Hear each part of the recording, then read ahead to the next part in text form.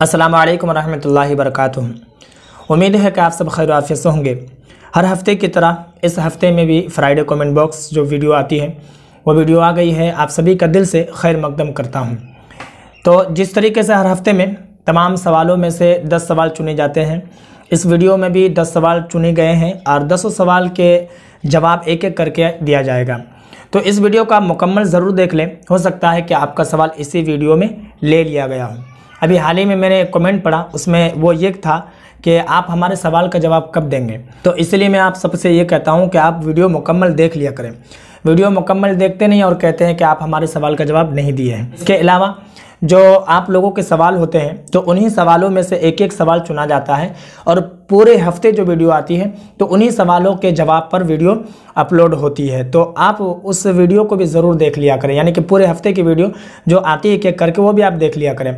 Video आप देखते नहीं और कहते हैं कि हमारे सवाल का जवाब हमें मिला नहीं। एक बात आपको और बताऊं, मैं दरअसल आप लोगों से राय लेना चाहता हूं, तो आप अपनी राय ज़रूर बताएं, इस बात पर मशवरा ज़रूर दें कि जिस तरीके से जुमा के दिन ये फ्राइडे कमेंट बॉक्स से जो वीडियो आती है, तो अब मैं चाहता हूं कि इसको संडे को लाऊं, क्योंकि ज़्यादातर जो ऑफिस होता है और जो लोगों की छुट्टियां होती है वो संडे के दिन होती है। फ्राइडे के दिन होता क्या है, यानी कि जुमा के दिन होता क्या है कि बहुत कम ऐसे लोग हैं जो जुमा की नमाज़ पढ़ने के लिए छुट्टियां करते हैं। तो इसलिए मैं सोचता हूं कि शायद अब संडे को रोज़ा अगर लाया जाए तो सही रहेगा, क्योंकि ज़्यादातर लोग जो है उस दिन खाली रहते हैं, फ्री रहते हैं, उस दिन देख सकते हैं। तो आप इस पर राय हमें ज़रूर बताएँ, कमेंट पर बता दें। इसके अलावा मैंने कमेंट्री टैब में भी लिख दिया है, तो आप वहाँ पर भी अपना वोट डाल सकते हैं और वहाँ पर भी आप बता सकते हैं। मैं आपके जवाब का इंतज़ार रहूँगा। फिर जिस तरीके से आप लोगों की राय होगी, ज़्यादातर लोग जो कहेंगे, फिर इंशाल्लाह तबारक व तआला उसी तरीके से आने वाले हफ्ते को वीडियो अपलोड होगी। तो इस वीडियो को आप ज़रूर देख लें। मैं शुरू करता हूँ। सबसे पहला सवाल है तकू अरही, इस तरीके से कुछ नाम है आईडी का। तो देखिए भाई, अगर कोई चैनल का नाम वगैरह हो तो क्या है कि आप अपना रियल नाम भी ज़रूर बता दें। क्या है कि उसमें अच्छा होता है पढ़ने में भी और बोलने में भी। तो इनका सवाल है कि क्या उज़्र की हालत में कुरान या नमाज़ पढ़ सकते हैं। तो देखिए, उज़्र की हालत में आप चाहें कुरान पढ़ें चाहे ना पढ़ें, इसमें कोई पकड़ नहीं है शरीयत की तरफ से, क्योंकि कुरान शरीफ पढ़ना ये मुस्तहब है। आप पढ़ेंगे तो सवाब होगा, नहीं पढ़ेंगे तो कोई बात नहीं। लेकिन नमाज आप पढ़ेंगे, क्योंकि नमाज छोड़ने की इजाज़त नहीं है। कोई भी उज़्र हो, किसी भी तरीके की मजबूरी हो, आपको पता है कि अगर आप खड़े नहीं हो सकते हैं तो बैठ कर पढ़ेंगे, बैठ कर नहीं पढ़ सकते हैं तो आप लेट करके इशारे में नमाज़ पढ़ेंगे, लेकिन नमाज आप पढ़ेंगे। किसी भी उज़्र में, किसी भी मजबूरी के तहत नमाज आप नहीं छोड़ सकते हैं। ठीक है। अब है दूसरा सवाल है अब्दुल गफ्फार की तरफ से। इनका सवाल है कि जब सजदे के बाद जब बैठते हैं तो क्या क्या पढ़ा जाता है। ठीक है। सजदे के बीच में, यानी कि सजदे के बाद, आपने ये नहीं लिखा कि एक सजदे के बाद या दोनों सजदे के बाद, तो मैं दोनों बता देता हूँ। अगर आप एक सजदे के बाद बैठकर पढ़ना चाहते हैं तो ये हदीस शरीफ है, अल्लाह के रसूल सल्लल्लाहु तआला अलैहि वसल्लम भी पढ़ा करते थे। एक सजदे के बाद अगर आप पढ़ना चाहें तो रब्बिग फिरली आप पढ़ेंगे। ठीक है, रब्बिग फिरली, अल्लाह के रसूल सल्लल्लाहु तआला अलैहि वसल्लम इसको पढ़ा करते थे। आप चाहें तो इसको पढ़ें। बहुत सारे हजरात जो है नहीं पढ़ते हैं, तो जो नहीं पढ़ते हैं तो इसमें कोई हर्ज नहीं है, नमाज में कोई कमी भी नहीं आती है, नमाज उसकी हो जाती है। तो आप चाहें तो एक सजदे के बाद जब उठते हैं तो अल्लाहु अकबर रब्बिग फिरली पढ़ना चाहें तो पढ़ सकते हैं, रब्बिग फिरली पढ़ते हैं। और दोनों सजदे के बाद अगर आपका सवाल है क्या पढ़ा जाता है, तो अगर आप आखिरी रकात में बैठे हैं तो तशहुद पढ़ेंगे, और अगर 4 रकात वाली नमाज पढ़ रहे हैं, 2 रकात के बाद बैठे हैं तो सिर्फ तशहुद पढ़ेंगे, और आखिरी रकात में पढ़ें तो तशहुद पढ़ेंगे। तशहुद के बाद दुरूद इब्राहिम, उसके बाद दुआए माशूरा, उसके बाद सलाम फेरेंगे। ठीक है। अब है तीसरा सवाल है मोहम्मद अलीम की तरफ से। इनका सवाल है कि हिंदू से दोस्ती कहाँ तक रखना चाहिए, क्या उनके घर खाना खा सकते हैं। तो देखिए भाई, मैं आपको बताऊं, ये अल्लाह का फरमान है, कुरान मुक़द्दस की आयत है। मैं उसका तर्जुमा बताता हूं कि अल्लाह तबारक व तआला ने मना फरमाया है, मुशरिकों से, कुफ़ार से बचने के लिए कहा गया, उन लोगों से दोस्ती यारी करने के लिए मना किया है कि उन लोग एक नहीं बल्कि कई खुदा मानते हैं, इसलिए वो लोग मुशरिक हैं। तो हो सकता है कि उनके वहाँ उठना बैठना खाना पीना हो, इस तरीके से होते होते आप गुमराह ना हो जाए, तो इसलिए बचने का हुक्म है। आप उन लोगों से जितना बचें उतना अच्छा है। लेकिन यह हमारा हिंदुस्तान है, हिंदुस्तान में सभी को एक साथ मिलकर रहना चाहिए। तो आप उनके साथ मिले जुले बातचीत करें, दोस्ती यारी उतना ही रखें कि जितना आपका कोई नुकसान ना हो, आखिरत आपकी बर्बाद ना हो। ठीक है, इसके बाद है चौथा सवाल। चौथा सवाल है मोहम्मद सैफ की तरफ से। इनका सवाल है कि अगर अपनी खुद की दुकान हो और मस्जिद दूर हो और कोई दुकान पर बैठने वाला ना हो और बार बार दुकान बंद करने से अच्छा क्या हम अपनी 5 नमाज दुकान में पढ़ सकते हैं? तो देखिए, दुकान से दूर है अगर मस्जिद, तो जमात छोड़ने की जो उज़्र है, तमाम उज़्रों में से ये उज़्र नहीं है। दुकान अगर आप छोड़ कर जाते हैं तो इसमें आपका कोई नुकसान नहीं है। मेरे एक साथी है, बहुत दिन पहले उन्होंने ये बात बताई थी कि कलकत्ता में एक दुकान है कि वहाँ के सारे लोग नमाज़ पढ़ते हैं। जो कस्टमर आते हैं वो लोग इंतज़ार करते हैं कि दुकान के मालिक किस वक्त नमाज से फारिग होंगे जो हम इनसे सामान लें। तो जब तक वो नमाज़ पढ़ते हैं लोग इंतज़ार करते रहते हैं, उनकी दुकानें बहुत अच्छी चलती है। तो हो सकता है कि अल्लाह तबारक व तआला आपकी इसी वजह से आपकी दुकान में बरकत अता फरमाए। तो आप जमात नहीं छोड़ सकते हैं, बल्कि आप जमात से नमाज़ पढ़ेंगे। और इसके अलावा अगर कोई मजबूरी है तो आप तफसील के साथ कमेंट करें या फिर हमारे इंस्टाग्राम में हमें मैसेज करें, तो इंशाअल्लाह तबारक व तआला उसका जो मसला बनेगा वो मैं आपको ज़रूर बताऊँगा। ठीक है, अब है 5वां सवाल। 5वां सवाल है लतीफ़ुल्लाह मलिक की तरफ से। इनका सवाल है कि पानी में डूबकर मरने वाला क्या जन्नत में जाएगा? तो देखिए भाई, वो किसी भी चीज़ से मरे, अगर वो ईमान वाला है तो ज़रूर जन्नत में जाएगा। यहाँ पर एक बात और बता दूँ, हो सकता है कि आपके सवाल करने का मकसद ये हो कि वो शहीद में गिनती आएगा या नहीं।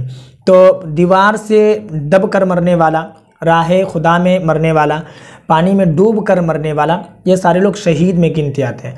पानी में डूबकर इसका मतलब ये नहीं कि कोई खुदकुशी कर लेगा तो वो भी शहीद में गिनती आएगा, नहीं। जानबूझकर अगर आप मरते हैं तो नहीं, अनजाने में अगर मर गए, जैसे कोई बाढ़ वगैरह आ गया या किसी ने धक्का लगा दिया, तो इस तरीके से अगर आप मरते हैं धोखे से पानी में डूबकर तो शहीद में गिनती आएंगे और मरने वाला जन्नत में जाएगा। इसके अलावा है छठा सवाल। छठा सवाल है हसनैन मोमिन की तरफ से। इनका सवाल है कि इशा की 4 सुन्नत, 4 फ़र्ज़, 2 सुन्नत, 2 नफिल के बाद एक नींद लेके तहज्जुद की नमाज के बाद 3 वित्र और 2 नफिल ऐसा पढ़ें क्या नमाज अगर तहज्जुद पढ़ना हो तो देखिए, मैं आपको बताऊं कि इशा की नमाज के बाद अगर आप वित्र और नफिल नहीं पढ़ते हैं, आप सोचते हैं कि एक नींद लेने के बाद पढ़ी जाए, तो अगर आपको यकीन है कि आपकी नींद जो है खुल जाएगी, आप उठ जाएंगे, पढ़ सकते हैं, तो आप कर सकते हैं, इसमें कोई हर्ज नहीं। इसके अलावा अगर आपको यकीन है कि आप नहीं उठ सकते हैं तो फिर आपके लिए मना है, शरीयत की तरफ से मना किया गया, क्योंकि अगर आप नहीं उठ पाते हैं तो फिर आपकी नमाज क़ज़ा हो जाएगी। यानी कि वित्र की जो नमाज है ये वाजिब है, तो ये आपके ज़िम्मे में बाकी रह जाएगी। बाकी अगर आप उठ सकते हैं तो आप उठकर नमाज़ पढ़ें। अब रहा मसला तहज्जुद का, तो तहज्जुद की नमाज़ आप उसी वक्त पढ़ लें, वित्र से पहले पढ़ें या वित्र के बाद पढ़ें, जब भी पढ़ें नमाज आपकी हो जाएगी। ठीक है, अब है 7वां सवाल। 7वां सवाल है एस खातून की तरफ से। इनका सवाल है कि अपनी साली से अगर निकाह कर लिया है और अपनी बीवी तलाक भी नहीं दिया है तो कौन जायज़ है? तो उसकी बीवी जायज़ है, क्योंकि आप एक निकाह करते हैं, उसके बाद अगर उसी की बहन से आप निकाह करते हैं, 2 बहनों को एक साथ रखना, यानी कि 2 बहनों को एक साथ रखना ये हराम है, तो उसके लिए उसकी बीवी जायज़ होगी। ठीक है, अब है 8वां सवाल। 8वां सवाल है मुदब्बिर खान की तरफ से। ये सलाम करते हैं, अस्सलामु अलैकुम। वालेकुम अस्सलाम।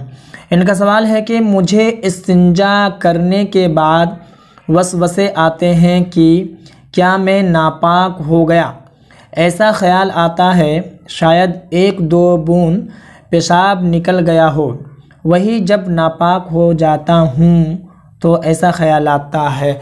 तो देखिए, मैं आपको बताऊँ, इसका मसला ये है कि अगर पहली मर्तबा है तो आप उस जगह को धो लें, यानी कि जहाँ पर आपको लगा कि यहाँ पर पेशाब के कतरे लग गए हैं तो आप उस जगह को धोकर पाक कर लें। ठीक है, इसके अलावा मैं आपको बताऊं कि अगर ये बार बार होता है और हमेशा होता है तो फिर इसका शरीयत की तरफ से मसला ये है कि आप जब कपड़े पहन लें, यानी कि जब इस्तिंजा से आप फारिग हो जाएं, तो उसके बाद वहाँ पर आप पानी छिड़क दें, क्योंकि ये जो वसवसा होता है ये शैतान की तरफ से होता है। शैतान आपके दिल में वसवसा डालता है, तो आप वहाँ पर पानी छिड़क दें। इससे क्या होगा कि वो वसवसा नहीं होगा, और अगर ख्याल आएगा भी तो वो यही ख्याल होगा कि वहाँ पर पानी छिड़का हुआ है। ठीक है, इसका यही मसला है।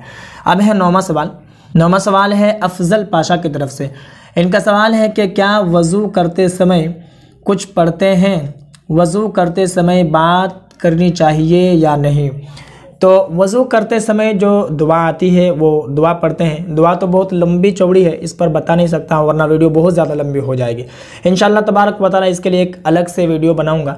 बाकी आप चाहें तो यूट्यूब पर सर्च कर लें, बहुत सारे लोगों ने वीडियो बनाई है। इसके अलावा किताब का भी मुताला कर सकते हैं, जैसे सच्ची नमाज हो, अनवार शरीयत हो, कानून शरीयत हो, इस तरीके से तमाम किताबों में ये है। इसके अलावा नीयत नामा एक छोटी सी किताब है, उसमें भी आपको ये दुआएँ मिल जाएगी। तो बाकी आप दुआ आप चाहें तो पढ़ सकते हैं, नहीं पढ़ें कोई हर्ज नहीं, क्योंकि वो मुस्तहब में से है। ठीक है, इसके अलावा बात करना जो है तो बेज़रूरत दुनिया की बातें नहीं करना है वज़ू में। बेहतर है कि आप कलमा वगैरह पढ़ें, दुआ वगैरह पढ़ें और वज़ू बनाएं। ठीक है, अब है 10वां सवाल। 10वां सवाल है फ़ुरक़ान अहमद की तरफ से।